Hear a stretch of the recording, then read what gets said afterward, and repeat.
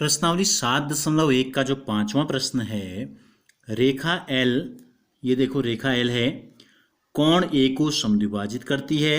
ये कोण है, यहाँ पर ए है पूरा, यहाँ से यहाँ तक, इसको समद्विभाजित करती है। समद्विभाजित का मतलब क्या होता है? दो बराबर भागों में बांटना। और बी, रेखा एल पर स्थित कोई बिंदु है, देखो ये रेखा एल है, इस पर स्थित कोई बिंदु बी है। बीपी और बीक्यू कोण ए की भुजाओं पर बी से डाले गए लंब हैं। तो यहाँ पर क्या बना दिया? समकोण बना दिया है। हमको दिखाना है, दर्शाइए कि त्रिभुज एपीबी और त्रिभुज एक्यूबी दोनों क्या हैं? एक दूसरे के सर्वांग सम हैं। और दूसरा हमको बताना है बीपी और बीक्यू बराबर हैं। बीपी और बीक्यू बराबर हमको सिद्ध करना है। तो हम इसको हल करते हैं। नंबर 1 5वें का हल से शुरुआत हम करते हैं। देखो एक तो हमको दिया है, ये पूरी आकृति हमको दी गई है। हमको इन दो त्रिभुजों को सर्वांग सम सिद्ध करना है।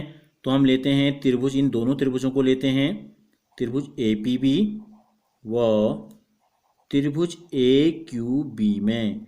इन दोनों त्रिभुजों में क्या क्या समानता है इसको हम देखते हैं। देखो सबसे पहले तो हमको दिया है, देखो कोण एल जो है इस पूरे कोण को दो बराबर भागों में बांटता है। तो दो बराबर भागों का मतलब क्या है? अगर ये कोण पूरा 60 अंश होता तो ये कोण 30 का और ये कोण भी 30 का हो जाता। तो कहने का मतलब है कोण क्यू ए बी, हमने दोनों अलग अलग बना लिए। यहाँ पर चित्र देखो, तो क्यू ए बी ये वाला कोण, और ये वाला कोण का नाम क्या है? पी ए बी, ये दोनों कोण बराबर होंगे। तो नंबर 1 में हम लिखते हैं कोण पी ए बी बराबर कोण क्यू ए बी। समीकरण नंबर 1। ये दोनों बराबर क्यों है? कारण भी आपको लिखना पड़ेगा, क्योंकि L कोण A को समद्विभाजित करता है। समद्विभाजित करता है, ये हमने लिख देना है कारण। अब दूसरी चीज आप देखो, ये जो कोण है क्या है? समकोण। ये कोण भी क्या है? समकोण। तो लिख देंगे कोण P बराबर कोण Q।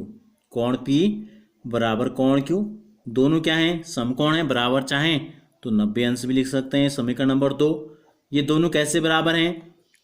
कोष्टक में लिख देंगे, चूंकि हमको दिया है बीपी और बीक्यू बी से डाले गए लंब हैं। तो बी से लंब डाला है, बीपी लंब है इस भुजा पे, ठीक है।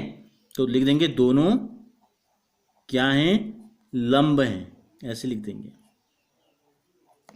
तो दोनों लंब हैं, तो पी और क्यू क्या हो गए? बराबर हो गए। दोनों क्या लंब हैं? दोनों बीपी और बीक्यू, दोनों की बात हम लिख देंगे बीपी कॉमा बीक्यू। दोनों बीपी कॉमा बीक्यू क्या है? लंब हैं, तो इसलिए दोनों कोण क्या हो गए? समकोण हो गए। तीसरा देखो, इन दोनों में क्या समानता है? दो कोण तो बराबर हो गए।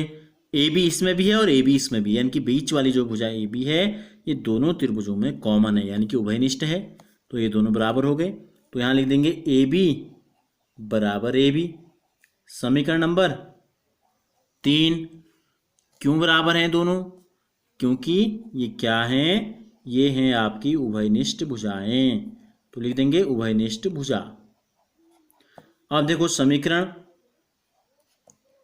1, 2 व 3 से, इन तीनों समीकरणों से क्या निष्कर्ष निकला? कि त्रिभुज एपीबी सर्वांग सम है त्रिभुज ए क्यू बी के।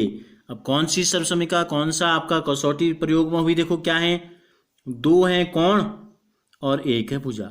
दो कोण और कोई भी एक भुजा, इनकी बीच की भुजा नहीं है। बीच की भुजा होती तो एपी और ए क्यू बराबर होती है, जबकि बीच की भुजा नहीं है। कौन सी भुजा है?